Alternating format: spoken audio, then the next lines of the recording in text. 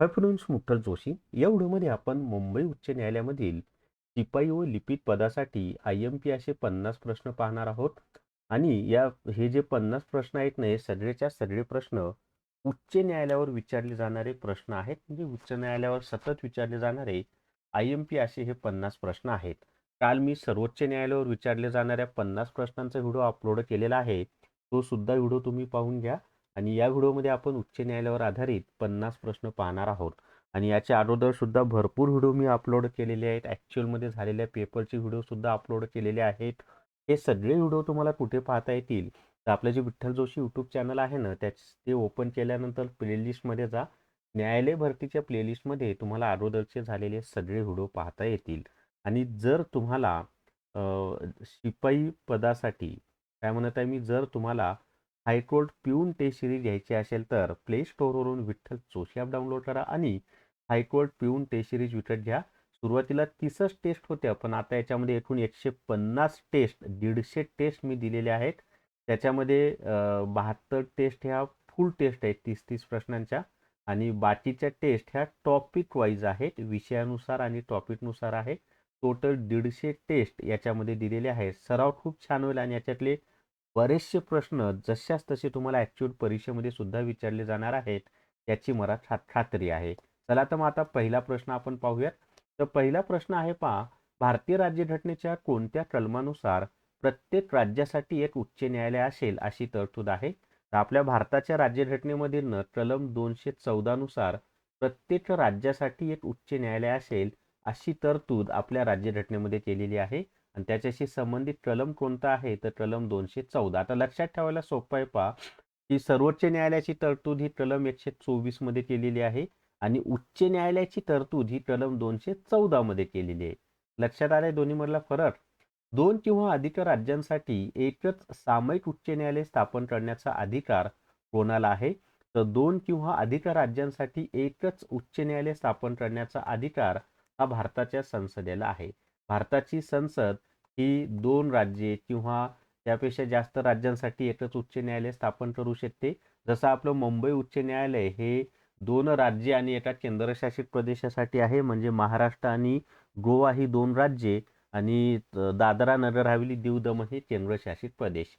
उच्च न्यायालयाच्या मुख्य न्यायाधीशांची नियुक्ती कोण करतो? तर उच्च न्यायालयाच्या मुख्य न्यायाधीशांची नियुक्ती करण्याचा अधिकार हा राष्ट्रपतींना असतो. म्हणजे उच्च न्यायालयाचे जे मुख्य न्यायाधीश आहेत आणि इतर न्यायाधीश आहेत, या सगळ्यांची नियुक्ती करण्याचा अधिकार हा कोणाला आहे? भारताच्या राष्ट्रपतींना आहे. आता या ठिकाणी लक्षात ठेवा, की सर्वोच्च न्यायालयामधील मुख्य न्यायाधीश आणि इतर न्यायाधीश, उच्च न्यायालयामधील मुख्य न्यायाधीश आणि इतर न्यायाधीश या सर्वांची नियुक्ती करण्याचा अधिकार हा भारताच्या राष्ट्रपतींचा आहे. उच्च न्यायालयाच्या न्यायाधीशांच्या निवृत्तीचे वय किती वर्ष आहे? तर उच्च न्यायालयाच्या न्यायाधीशांच्या निवृत्तीचे वय हे 62 वर्ष आहे. हे लक्षात ठेवा. ब हे त्याचं उत्तर आहे, 62 वर्षे. उच्च न्यायालयाच्या न्यायाधीशांच्या निवृत्तीचे वय हे 62 वर्षे आहे. आणि सर्वोच्च न्यायालयाच्या न्यायाधीशांच्या निवृत्तीचं वय 65 वर्षे, 65 वर्षे आहे. उच्च न्यायालयाच्या न्यायाधीशांना पद व गोपनीयतेची शपथ कोण देतात? तर उच्च न्यायालयातील न्यायाधीशांना पद व गोपनीयतेची शपथ हे संबंधित राज्याचे राज्यपाल देतात. म्हणजे आपलं मुंबई उच्च न्यायालयाचे जे न्यायाधीश आहेत त्यांना पद आणि गोपनीयतेची शपथ कोण देतात? तर आपल्या मुंबईचे राज्यपाल देतात. गुजरातमधील जे उच्च न्यायालय आहे तिथल्या न्यायाधीशांना पद आणि गोपनीयतेची शपथ कोण देतील? तर गुजरातचे राज्यपाल. म्हणून तिथं संबंधित राज्यपाल असं म्हटलेलं आहे. मुंबई उच्च न्यायालयाची स्थापना कधी झाली? तर आपलं जे मुंबई उच्च न्यायालय आहे ना, त्याची स्थापना जी झालेली आहे ना, ती 1862 मध्ये झालेली आहे. मुंबई उच्च न्यायालयाची स्थापना कधी झालेली आहे? 1862 मध्ये मुंबई उच्च न्यायालयाची स्थापना झालेली आहे. आता त्याच्या पुढचा प्रश्न आहे पहा, उच्च न्यायालयाचा न्यायाधीश होण्यासाठी वकिलीचा किमान किती वर्षाचा अनुभव आवश्यक आहे? आता उच्च न्यायालयामध्ये जर न्यायाधीश व्हायचा असेल तर वकिलीचा किती वर्ष अनुभव आवश्यक आहे? तर 10 वर्षे. कुठं वकिली केली पाहिजे? तर जिल्हा न्यायालयामध्ये कमीत कमी 10 वर्षे वकिली करणं आवश्यक आहे, जर उच्च न्यायालयाचा न्यायाधीश व्हायचा असेल तर. उच्च न्यायालयाच्या न्यायाधीशांचे पगार आणि भत्ते कशातून दिले जातात? तर उच्च न्यायालयातील न्यायाधीशांचा पगार आणि भत्ते हे राज्याच्या संचित निधीमधून दिले जातात. आता समजा मुंबई उच्च न्यायालय आहे.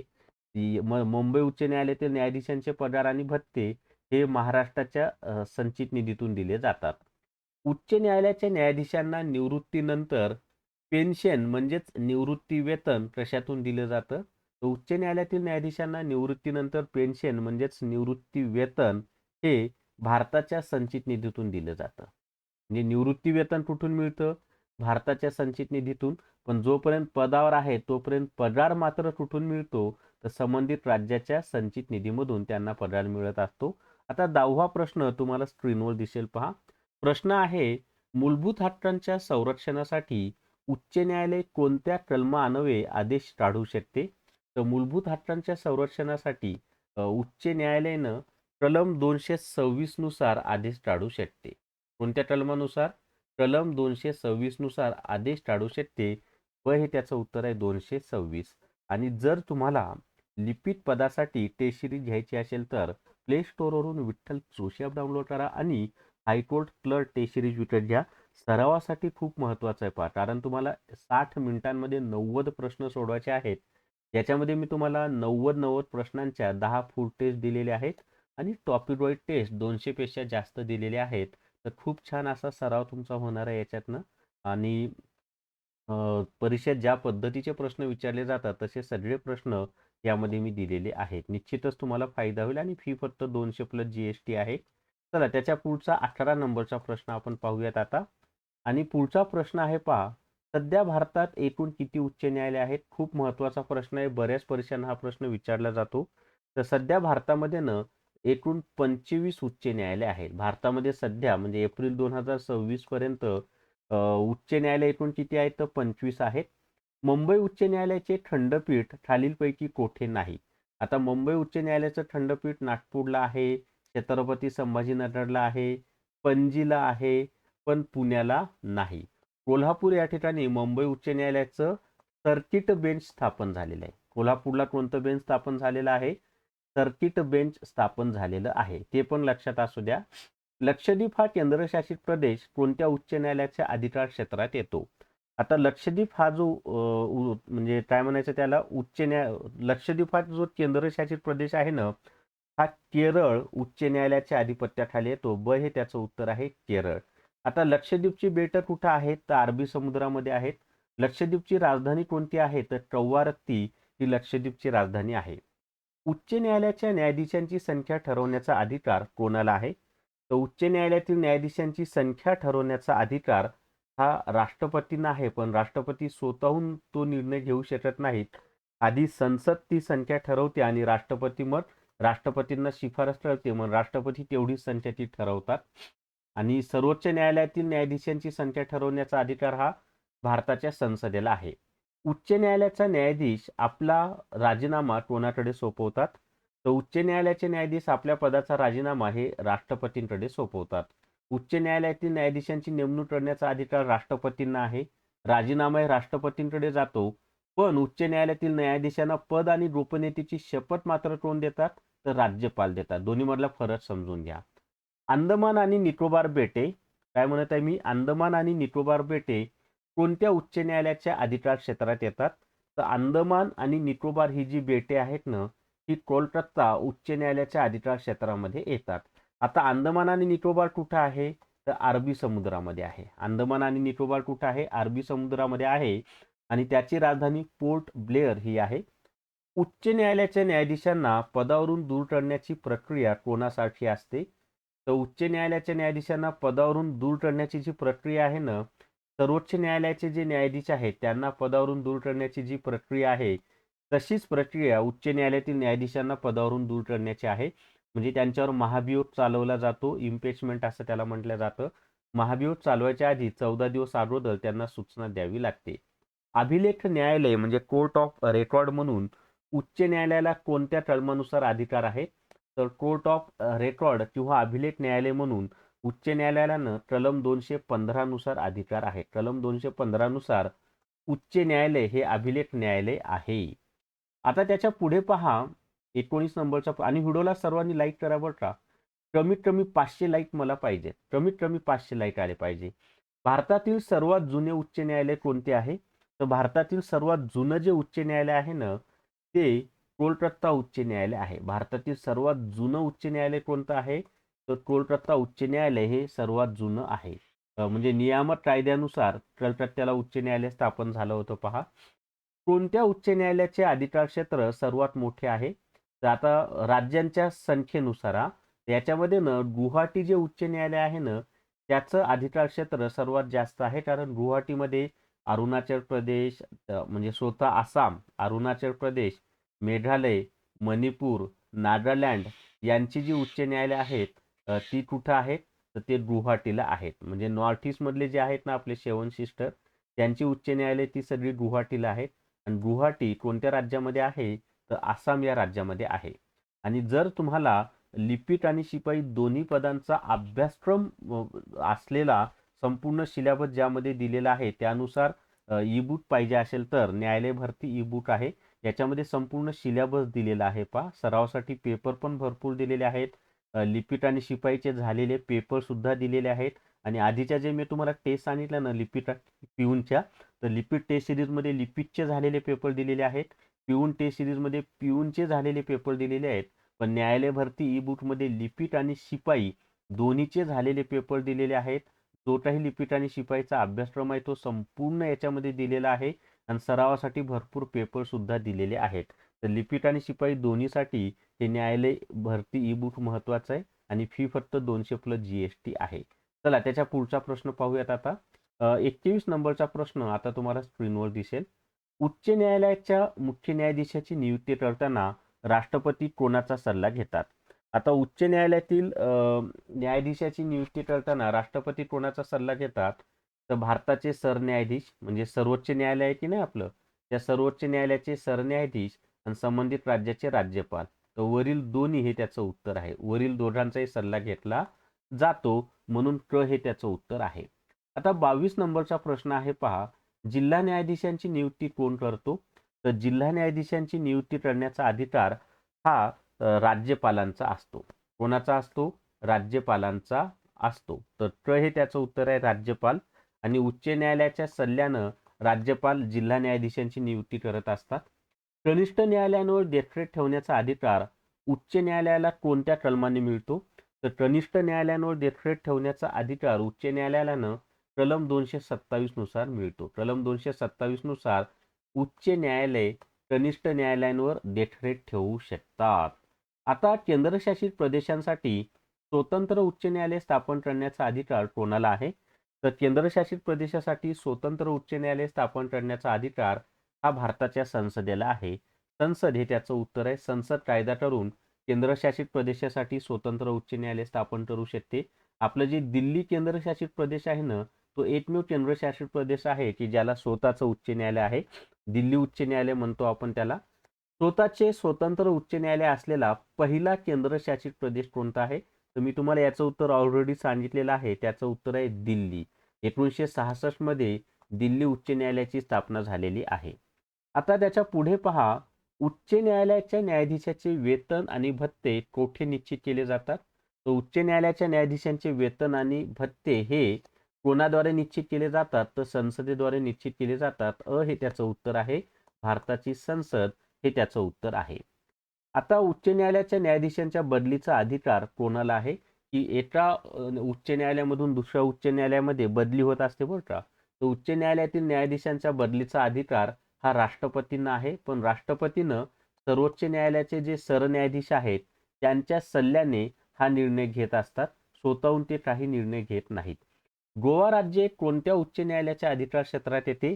तर गोवा हे जे राज्य आहे ना हे आपलं जे मुंबई उच्च न्यायालय आहे की नाही त्या मुंबई उच्च न्यायालयाच्या अधिकार क्षेत्रामध्ये येतं. क हे त्याचं उत्तर आहे. मी आधीच सांगितलं की मुंबई उच्च न्यायालयाचं अधिकार क्षेत्र मुंबई महाराष्ट्र गोवा ही 2 राज्ये, दादरा नगर हवेली, दीव दमण हा एक केंद्रशासित प्रदेश यांच्यावर आहे. उच्च न्यायालयात अतिरिक्त म्हणजे ॲडिशनल न्यायाधीशांची नियुक्ती जास्तीत जास्त किती काळासाठी केली जाऊ शकते? तर उच्च न्यायालयामध्ये ना अतिरिक्त न्यायाधीशांची नियुक्ती ही जास्तीत जास्त 2 वर्षे एवढ्या कालावधीसाठी केली जाते. 2 वर्षापर्यंतच आपण अतिरिक्त न्यायाधीशांची नियुक्ती करू शकतो. भारतातील 25वे उच्च न्यायालय कोठे स्थापन झाले? तर भारतातील 25वे जे उच्च न्यायालय आहे ना ते आंध्र प्रदेशातील अमरावती या ठिकाणी स्थापन झालेलं आहे. अमरावती आपल्या महाराष्ट्रामध्ये पण आहे, पण हे महाराष्ट्रातील नाही बरं का. आंध्र प्रदेश राज्यातील अमरावती या ठिकाणी भारतातील 25वे उच्च न्यायालय स्थापन झालं. कधी स्थापन झालं? तर 1 जानेवारी 2019 रोजी. आणि का बरं स्थापन झालेलं आहे? आधी हैदराबादला होतं, तर आंध्र प्रदेशचं विभाजन झालं, त्यामुळं मग आंध्र प्रदेशसाठी स्वतःचं उच्च न्यायालय स्थापन झालेलं आहे. उच्च न्यायालयाच्या न्यायाधीशांना कोणत्या कारणास्तव टाळले जाऊ शकते? आता उच्च न्यायालयातील जे न्यायाधीश आहेत त्यांना कोणत्या कारणास्तव टाळले जाऊ शकते माहित आहे का? तर त्याचं उत्तर आहे पहा, सिद्ध झालेली गैरवर्तणूक. म्हणजे त्यांनी एखादं गैरवर्तणूक केलं आणि ते सिद्ध झालं तर, आणि कार्यक्षमतेचा अभाव. तर हे वरील दोन्ही हे त्याचं उत्तर आहे. हे त्याचं उत्तर आहे वरील दोन्ही. म्हणजे अकार्यक्षमता आणि सिद्ध झालेली गैरवर्तणूक यामुळे त्यांना पदावरून काढता येतं. संसदेने कोणत्या घटना दुरुस्तीद्वारे 2 किंवा अधिक राज्यांसाठी एकच उच्च न्यायालय ठेवण्याची सोय केली आहे? तर भारताच्या संसदेनं 7वी जी घटना दुरुस्ती झालेली आहे 1956ला झालेली जी 7वी घटना दुरुस्ती आहे, त्या दुरुस्तीद्वारे 2 किंवा अधिक राज्यांसाठी एकच उच्च न्यायालय ठेवण्याची सोय केलेली आहे. जसं आपलं मी सांगितलं, मुंबई उच्च न्यायालय हे 2 राज्ये, 1 केंद्रशासित प्रदेशसाठी आहे. त्याच्यानंतर तुमचं पंजाब आणि हरियाणाचं उच्च न्यायालय चंदीगडला आहे. ते 2 राज्य आणि एका केंद्रशासित प्रदेशासाठी आहे. उच्च न्यायालयाचा न्यायाधीश होण्यासाठी किमान वय किती असतं? तर याच्यामध्ये ना वयाची कोणती अट नाही हे लक्षात ठेवा. उच्च न्यायालयाचा जर न्यायाधीश असेल ना, तर कमीत कमी वयाची अट नसते. जास्तीत जास्त 62 वर्षापर्यंत तुम्ही पदावर राहू शकता, परंतु कमीत कमी किती वय असावं अशी कोणतीही अट त्याच्यामध्ये नाही. त्याच्या पुढचा प्रश्न आहे पहा 34 नंबरचा. उच्च न्यायालयाच्या न्यायाधीशांचे वेतन आर्थिक आणीबाणीच्या काळात कमी होऊ शकते का? तर याचं उत्तर आहे हो. जेव्हा आर्थिक आणीबाणी लागू होते. आर्थिक आणीबाणी कधी लागू होते? तर कलम 360 नुसार आर्थिक आणीबाणी लागू केली जाते. मग अशा वेळेला त्यांचं वेतन कमी होऊ शकतं. तर हो हे त्याचं उत्तर आहे. आता 35वा प्रश्न आपण पाहूयात. बंदी प्रत्यक्षीकरण हा आदेश काढण्याचा अधिकार कोणाला आहे? तर बंदी प्रत्यक्षीकरण हा आदेश काढण्याचा अधिकार कोणाला आहे माहिती आहे का? तर सर्वोच्च न्यायालय आणि उच्च न्यायालय या दोघांना पण आहे. कलम 32 नुसार तो अधिकार प्राप्त झालेला आहे. आणि मूलभूत हक्कांचं संरक्षण जर शासन करत नसेल तर त्याच्यासाठी 5 प्रकारचे आदेश सर्वोच्च न्यायालय आणि उच्च न्यायालय काढू शकतं. त्यापैकी एक आहे बंदी प्रत्यक्षीकरण, त्याला हॅबियस कॉर्पस असं सुद्धा म्हटलं जातं. अजून 15 प्रश्न आपल्याला पाहायचेत मित्रांनो. पण जर तुम्हाला मुंबई हायकोर्टसाठी हायकोर्ट रेकॉर्डेड व्हिडिओ कोर्स घ्यायचा असेल तर प्ले स्टोअरवरून विठ्ठल जोशी ॲप डाउनलोड करा आणि हायकोर्ट रेकॉर्डेड व्हिडिओ कोर्स विकत घ्या. फक्त 500 रुपयामध्ये हा कोर्स आहे, 500 प्लस GST. पण याच्यामध्ये 400 रुपयाचे 2 कोर्स फ्री दिलेले आहेत. एक आहे न्यायालय भरती ई बुक आणि दुसरं आहे हायकोर्ट क्लर्क टेस्ट सिरीज. असं 400 रुपयाचे 2 कोर्स यामध्ये फ्री दिलेले आहेत. आणि कॉम्प्युटर, अंकगणित, बुद्धिमत्ता चाचणी, मराठी व्याकरण, इंग्लिश ग्रामर यांचे रेकॉर्डेड व्हिडिओ याच्यामध्ये दिलेले आहेत. इतिहास, राज्यघटनेचे दिलेत, भूगोलचे पण दिलेले आहेत. निश्चितच तुम्हाला फायदा होईल परीक्षेला. चला त्याच्या पुढचा प्रश्न पाहूयात आता. पुढचा प्रश्न आहे पाहता नेक्स्ट 36 नंबरचा प्रश्न स्क्रीनवर दिसेल तुम्हाला. पुदुच्चेरी हा केंद्रशासित प्रदेश कोणत्या उच्च न्यायालयाच्या अधिपत्याखाली येतो?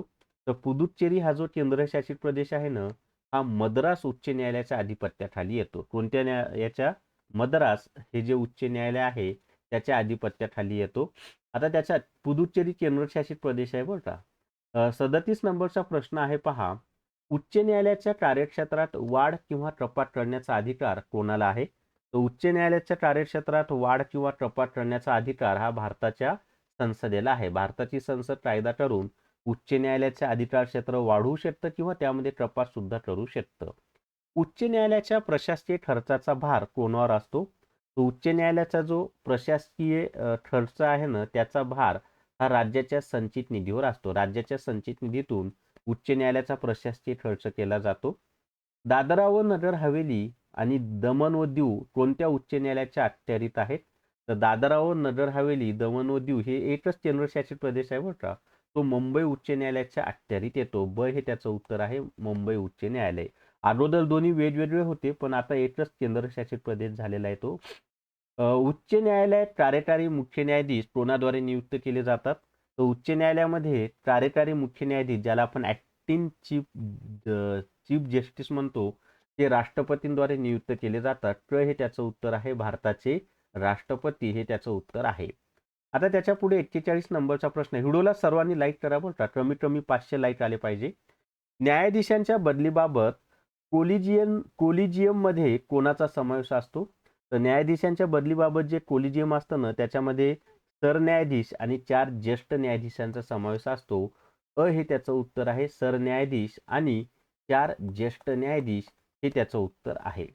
आता उच्च न्यायालय कोणत्या कलमाअंतर्गत कनिष्ठ न्यायालयाकडून खटले स्वतःकडे वर्ग करून घेऊ शकतो? म्हणजे एखाद्या कनिष्ठ न्यायालयामध्ये एखादा खटला सुरू आहे, तर उच्च न्यायालय कोणत्या कलमानुसार तो खटला स्वतःकडे घेऊ शकतो?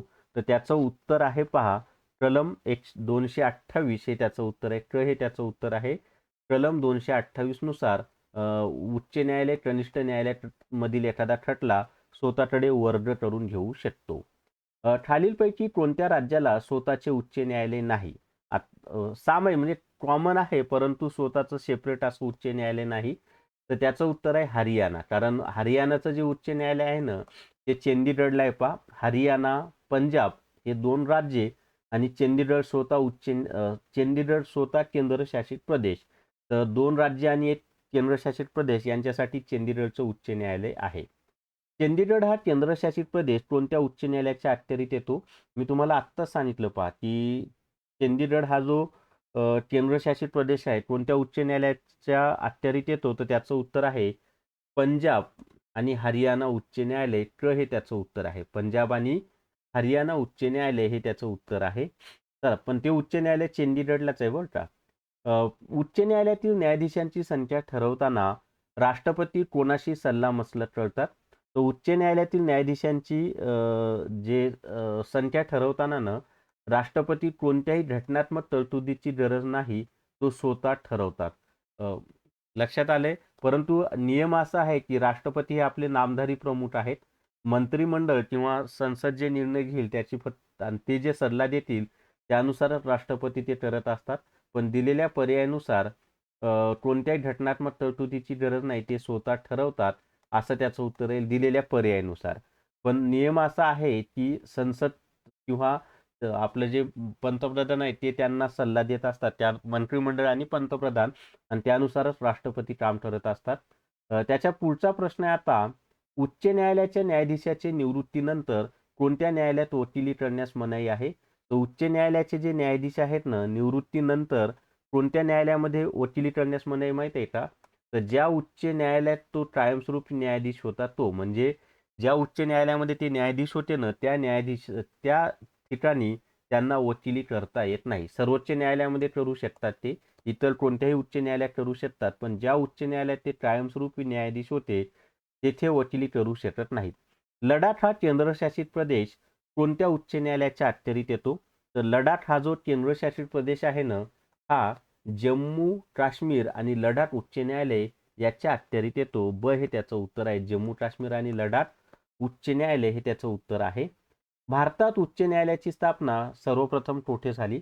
तर भारतामध्ये उच्च न्यायालयाची जी स्थापना आहे ना, सर्वप्रथम कुठं झालेली आहे माहिती आहे का? तर कोलकाता या ठिकाणी. कारण सर्वात जुनं उच्च न्यायालय कोलकाता आहे आपलं. कधी झाली ती? तर त्याचं उत्तर आहे 1 जुलै 1862 ला. तर कोलकाता हे त्याचं उत्तर आहे. खरं म्हणजे 1862लाच मुंबई, मद्रास आणि कोलकाता तिन्ही स्थापन झाले. परंतु म्हणजे उच्च न्यायालय कायदा 1861 नुसार 1862 मध्ये हे तिन्ही उच्च न्यायालय स्थापन झाले. पण या तिन्हीपैकी सर्वात आधी कोणतं स्थापन झालं? तर कोलकाता उच्च न्यायालय. म्हणूनच ते सर्वात जुनं उच्च न्यायालय मानलं जातं. 1 जुलै 1862 ला त्याची स्थापना झालेली आहे. लक्षात आलंय? परंतु मी तुम्हाला परत सांगतो, पहिलं कोणतं आहे? कोलकाता. ओके. तिन्ही 1862 ला स्थापन झाले. चला त्याच्या पुढचा प्रश्न आहे आता, उच्च न्यायालयाच्या कोणत्याही निर्णयाविरुद्ध कुठे अपील करता येते? तर उच्च न्यायालयाने दिलेला कोणताही निर्णय असेल तर त्याच्या विरुद्ध कुठं अपील करता येतं? तर सर्वोच्च न्यायालयामध्ये आपण अपील करू शकतो. हे त्याचं उत्तर आहे, सर्वोच्च न्यायालय. आता 50वा प्रश्न आहे, जिल्हा न्यायालयाच्या न्यायाधीशांना बडतर्फ करण्याचा अधिकार कोणाला आहे? तर जिल्हा न्यायालयाच्या न्यायाधीशांना बडतर्फ करण्याचा अधिकार हा राज्यपालांना आहे, पण ते उच्च न्यायालयाचा सल्ला घेतात. तर जिल्हा न्यायालयातील न्यायाधीशांना बडतर्फ करण्याचा अधिकार राज्यपालांना आहे. आणि जर तुम्हाला हायकोर्ट पिऊन टेस्ट सिरीज घ्यायची असेल तर प्ले स्टोअरवरून विठ्ठल जोशी ॲप डाउनलोड करा आणि हायकोर्ट पिऊन टेस्ट सिरीज विकत घ्या. त्याच्यामध्ये मुंबई उच्च न्यायालयाचे झालेले सगळे पेपर दिलेले आहेत. प्लस 150 पेक्षा जास्त टेस्ट सरावासाठी तुम्हाला दिलेले आहेत. निश्चितच फायदा होईल. त्याचबरोबर हायकोर्ट क्लर्क टेस्ट सिरीज सुद्धा याच्यामध्ये लिपिकचे झालेले सगळे पेपर दिलेले आहेत. प्लस 200 पेक्षा जास्त टॉपिक वाईज टेस्ट आणि 10 फुल टेस्ट सरावासाठी दिलेले आहेत. याचा सुद्धा तुम्हाला फायदा होईल सरावासाठी. तर या व्हिडिओमध्ये एवढीच माहिती. या व्हिडिओला सर्वांनी लाईक करा, शेअर करा आणि विठ्ठल जोशी जे आपलं यूट्यूब चॅनल आहे ते सबस्क्राईब करा. Thank you very much.